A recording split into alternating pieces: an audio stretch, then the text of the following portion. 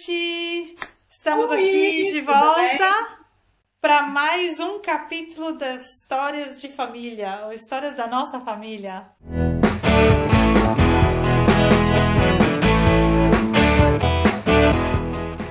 Para quem ainda não nos conhece, eu sou Verônica. Eu sou Clarissa, mãe da Verônica. A Verônica está na Alemanha e eu estou no Brasil, em São Paulo. E a gente se encontra através da internet para contar nossas histórias de família. No último capítulo, a gente acabou que minha mãe estava contando do avô e como é que ele era cuidado. E agora a gente vai seguir na nossa história. Então, meu avô, ele era pianista, não profissional, mas ele tocava, por exemplo, as 32 sonatas de Beethoven de cabeça, só para exercitar os dedos. Coisa pouca, né? Básico. É básico. Mas eu nunca tive a felicidade de ver ele tocar, porque ele morava em Montevidéu. Então, quando eu tinha 13 anos, minha mãe e eu fomos para Montevidéu para visitá-lo, que a gente foi de navio. Um dia antes da gente chegar, ele tocou pela última vez na vida. Eu pedi muito para ele tocar qualquer coisa, nem que fosse um trechinho de Por Elise, mas ele não me atendeu. Mas por quê? Não sei por quê, mas é engraçado, é uma mágoa que eu tenho. Eu não consegui superar, porque eu era a única que se interessava pela música dele. Nossa, mas que estranho, né? Por que será que ele não quis tocar? Não sei.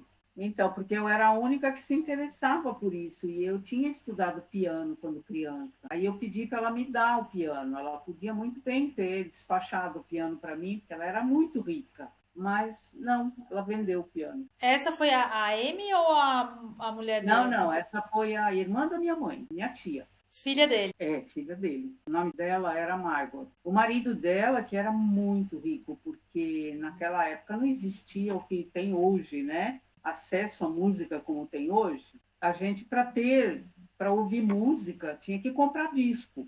Não tinha outra possibilidade, né?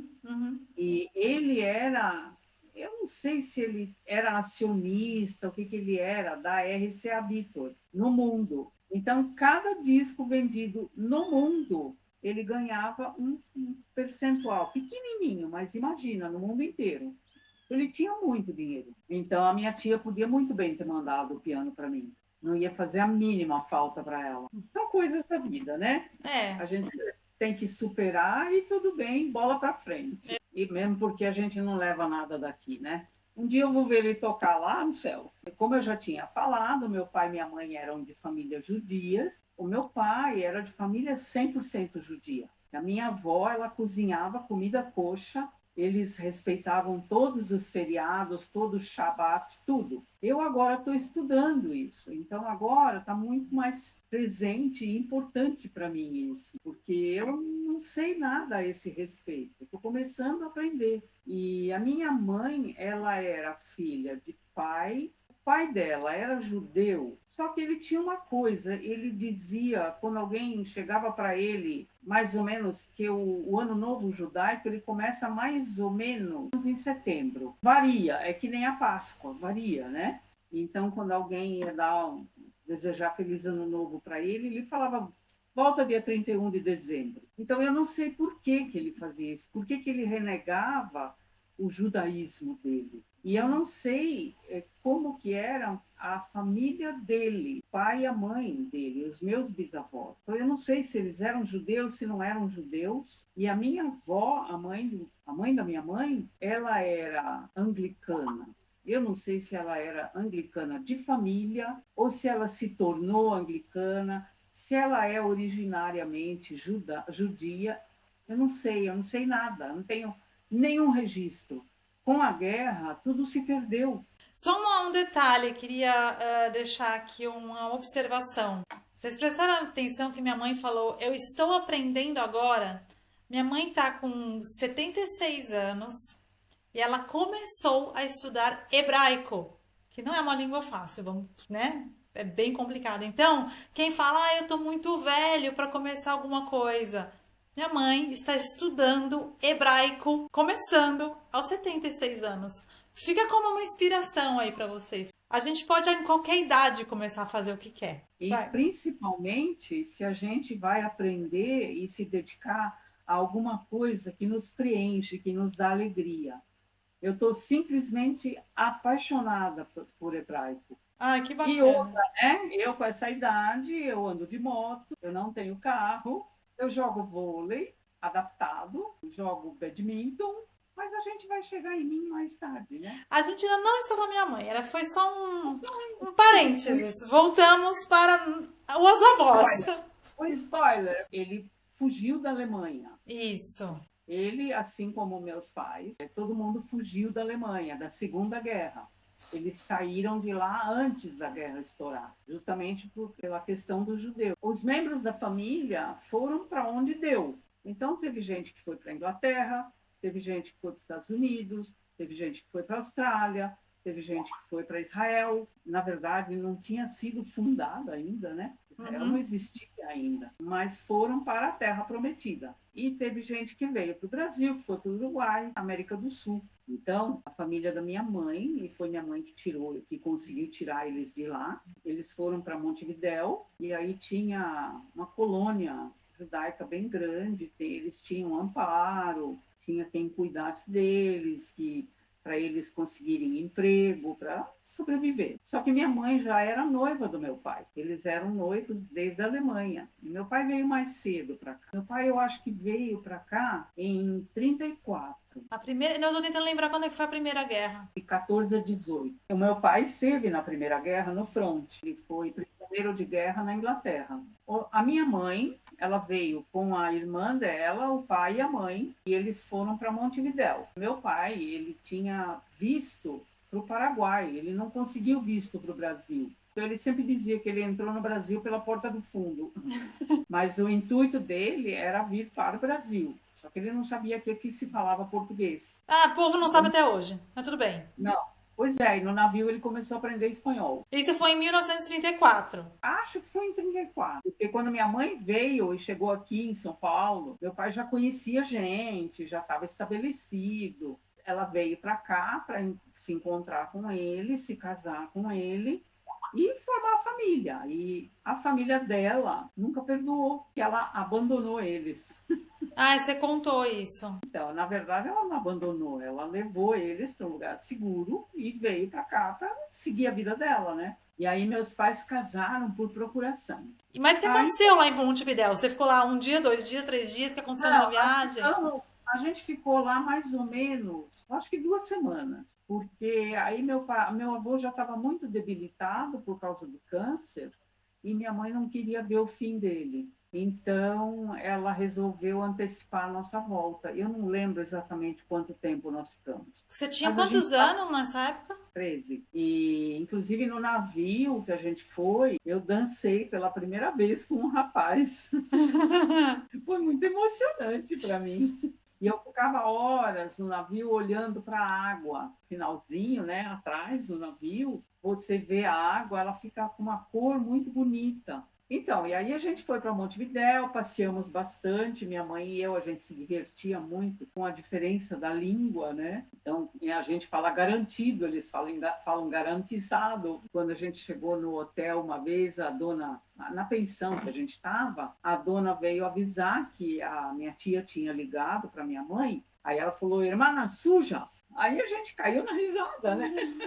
O propósito da gente era ficar com ele, né? Minha mãe queria vê-lo pela última vez, porque ela sabia que ele estava no fim. E eu conhecia ele muito pouco. Ele tinha estado aqui antes, mas eu não convivi muito com ele. Eu não conhecia as minhas avós e nem o outro avô. Só conheci esse avô, convivi muito pouco com ele. Eu tinha avó e avô postiço. Aí a minha mãe viu que o meu avô estava chegando ao fim, ela não queria ver o fim dele, e ela antecipou a viagem, a gente voltou de avião, e realmente, pouquinho tempo depois, dias depois, ele faleceu. E ele sentiu que ele ia morrer o dia que ele morreu. Porque ele sentou na cama de manhã, e aí ele chamou a Emma, que era a enfermeira dele, né? Ele chamou ela, falou assim, Emmeline. Ele chamava ela de Emmeline. E falou em alemão, vem aqui, senta aqui. E o cemitério era longe, e eles costumavam dizer que era lá fora, do Atlântico. Devia ser Então mais fora da cidade, mais afastado da cidade. ele falou, hoje eu vou para lá. E ele foi. Nossa, que forte, né? É, muito forte. E ela ficou com ele até o último minuto, né? E aí você voltou pro Brasil, você tinha 13 anos. Não sei se você tem lembrança anterior aos 13 anos, como é que foi a tua infância. A lembrança mais antiga que eu tenho do meu pai, eu acho que eu tinha uns 4 anos. E eu me lembro de estar sentada no colo dele e ele Aham. contando história para mim. Ele era um grande contador de história. Ele era maravilhoso para contar história. Embora ele fosse uma pessoa muito sofrida, ele passou por uma guerra, ele fugiu da Alemanha. Então isso tudo marca uma pessoa, né? Mas Claro. mesmo assim, tanto é que ele não ensinou nada de judaísmo para nós. E ele vinha de uma família muito judaica, muito ortodoxa. Imagina o medo que ele tinha. Ele, Ó, ele provavelmente fez isso por segurança. as pessoas cobravam dele e ele dizia: eu tenho que alimentar minha família. Ou eu me dedico à religião, ou eu me dedico ao trabalho. Eu não consigo coordenar as duas coisas. A minha mãe, ela tinha tanto medo. Quando meu irmão nasceu, meu irmão era 7 anos e meio mais velho do que eu. Quando ele nasceu, o meu pai fez questão que meu irmão fosse circuncidado. Só que ele não ensinou nada para o meu irmão. Meu irmão também não sabia nada de judaísmo. Então, quando a minha mãe engravidou de mim, ela chamou meu pai. Logo que ela soube que estava grávida, ela falou: olha, este é um país católico. Eu não quero que essa criança, naquela época não tinha ultrassom para saber se era menino ou menina, seja diferente, seja tratada diferente das outras crianças. Então, eu quero que essa criança seja batizada católica, porque senão eu vou tirar. Aí ele concordou. E eu fui batizada católica. E eu tinha uma madrinha que foi uma segunda mãe para mim, maravilhosa. Eu não sigo o catolicismo, eu não me sinto católica, nunca me senti. Discordo de certos dogmas da Igreja Católica. Por exemplo, a Igreja Católica tem imagens. A gente aprende que não se pode ter imagens. Deus é único. Eu estou me sentindo cada vez mais judia. Eu gostaria muito de saber se a minha avó era judia ou não. Porque isso determina se a pessoa é judia ou não. É a mãe. Ah, mas aí teria passado para a Oma e para você. Exatamente. A Oma não era judia. Ela era meio judia. Meu avô era judeu e a minha avó era anglicana, mas eu não sei se ela era anglicana desde sempre ou se ela se tornou anglicana. Não sei. Eu não sei a origem dela. Como? Descobri. Eu não tenho fontes. Aham, Eu queria muito saber. aham. Eu queria muito saber. Eu queria muito ser judia. Mas você não pode se batizar? Eu posso me tornar judia, sim. Exato. Então Eu ainda tenho que está em tempo. tenho que Ainda está em começar. tempo. Sim, mas eu tenho que frequentar, eu tenho que receber uma série de ensinamentos. Sim. Não é assim, pá. Eu tinha uma amiga no colégio, ela se casou com um judeu e a condição dele é que ela se tornasse judia. É, Ela se então. tornou, ela se Exato. tornou judia. Então tem como se tornar. Tem. É porque eu estou começando a me sentir cada vez mais judia, eu sigo uma série de rabinos. Tem uma moça que chama Aline e ela tem um canal, Israel com Aline. Uhum. E ela conta muitas coisas sobre Israel. Eu tenho muita vontade agora de conhecer. E ela fala que Israel, porque falam muito da guerra que está acontecendo. Na verdade, a guerra está acontecendo na faixa de Gaza, não é em Israel todo. A vida em Israel é muito segura. Sim, sim. Mas vamos voltar para tua infância. A gente não estamos nos dias de hoje, estamos há muitos anos atrás.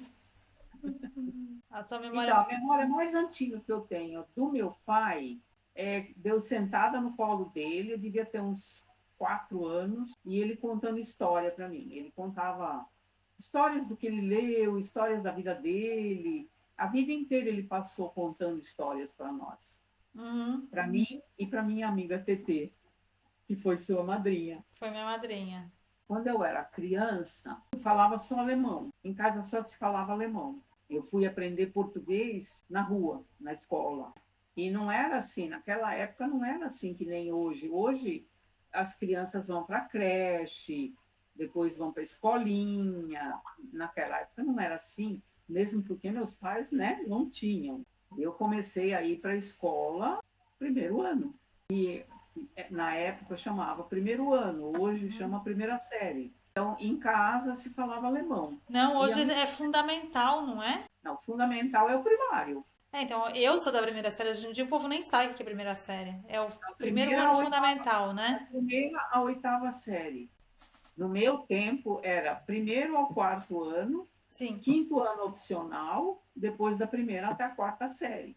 Depois, primeiro ao terceiro ano colegial. Isso, isso. Isso era no meu tempo. Então, imagina, a minha cabeça não consegue acompanhar como é que é hoje.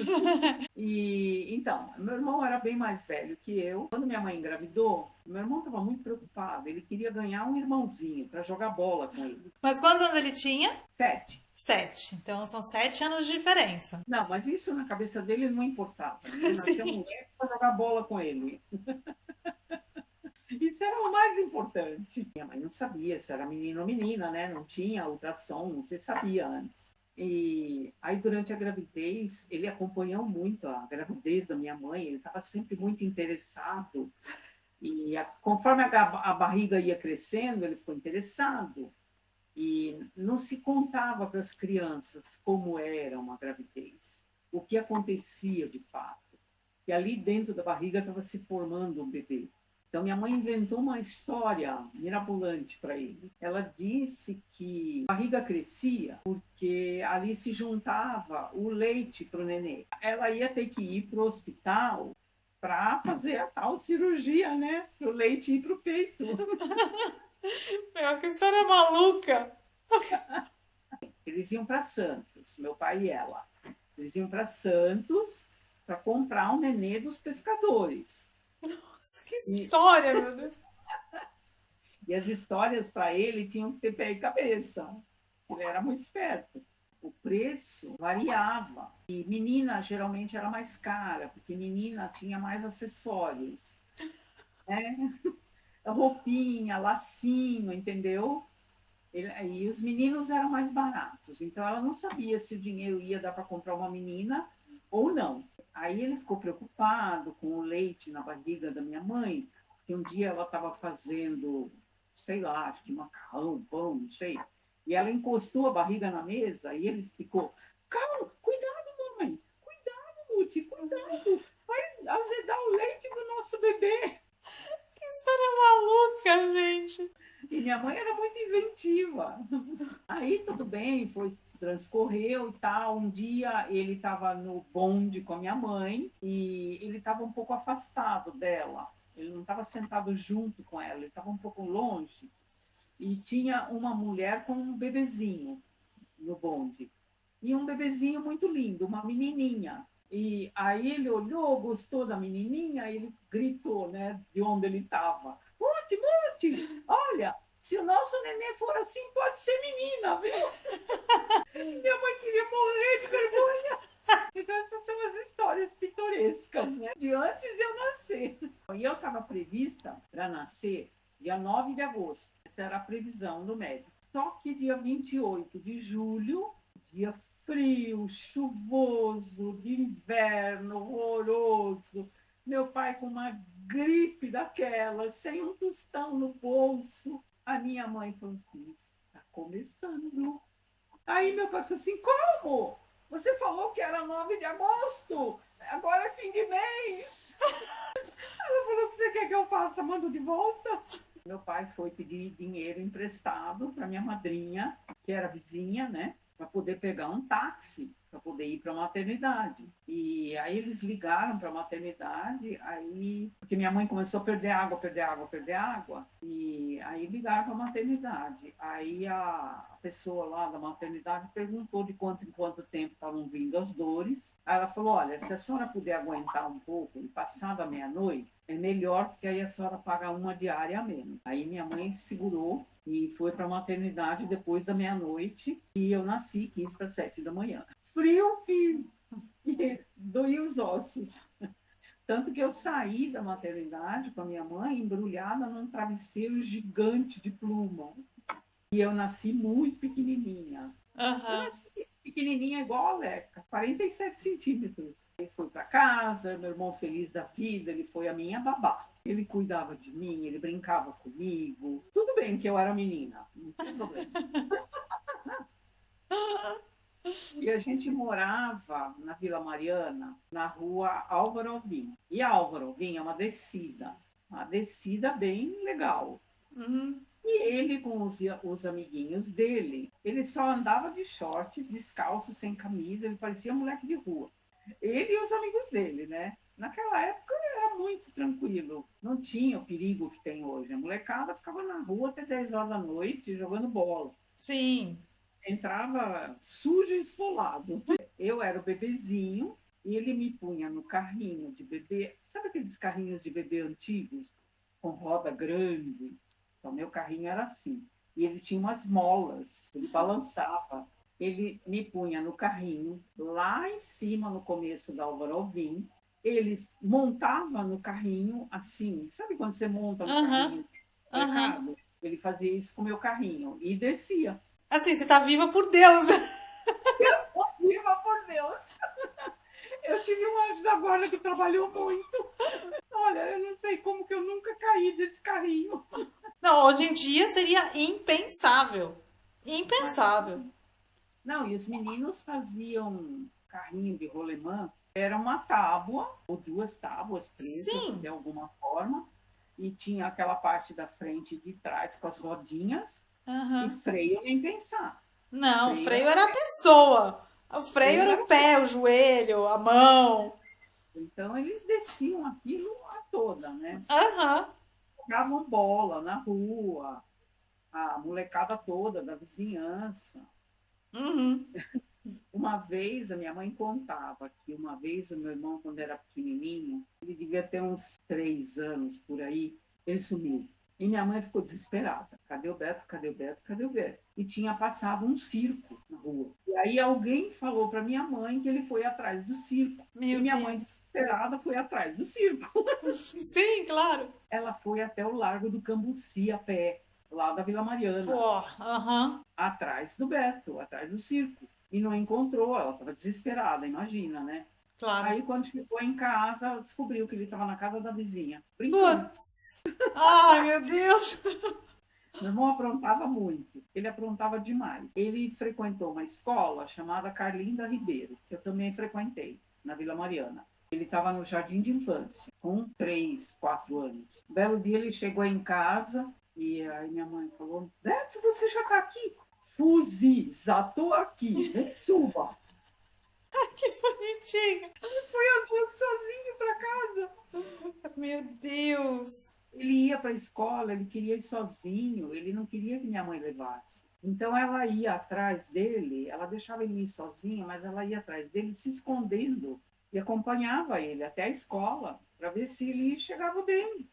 Isso normalmente acontece com os adolescentes, né? A partir dos 7, 8, sei lá, hoje em dia talvez menos. Mas não com 3 ou 4. 3 ou 4 anos. Ele era terrível, ele era terrível.